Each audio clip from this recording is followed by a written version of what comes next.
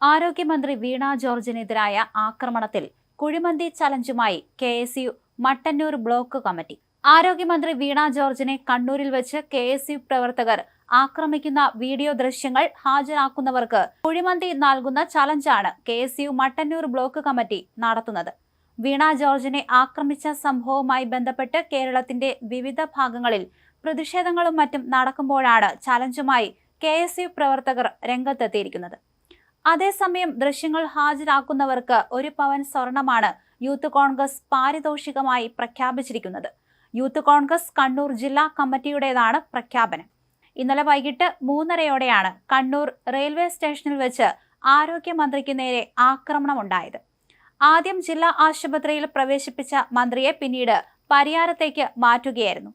Railway സ്റ്റേഷനിലെ CCTV ക്യാമറകളിൽ ആരോഗ്യമന്ത്രി വീണ ജോർജിനെ KSU പ്രവർത്തകർ ആക്രമിക്കുന്ന ദൃശ്യങ്ങളില്ല എന്ന് ഇതിനോടകം തന്നെ RPF വ്യക്തമാക്കിയിട്ടുണ്ട്.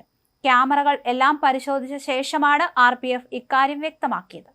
കേസുമായി ബന്ധപ്പെട്ട് റെയിൽവേ പോലീസ് RPFനോട് ദൃശ്യങ്ങൾ ആവശ്യപ്പെട്ടിരുന്നു. തുടർന്ന് നടത്തിയ പരിശോധനയിലാണ് ദൃശ്യങ്ങൾ ഇല്ല എന്ന് വ്യക്തമായത്. എന്നാൽ KSU പ്രവർത്തകർ ആയുധം ഉപയോഗിച്ച് ആക്രമിച്ചെന്നാണ് FIRൽ പറയുന്നത്.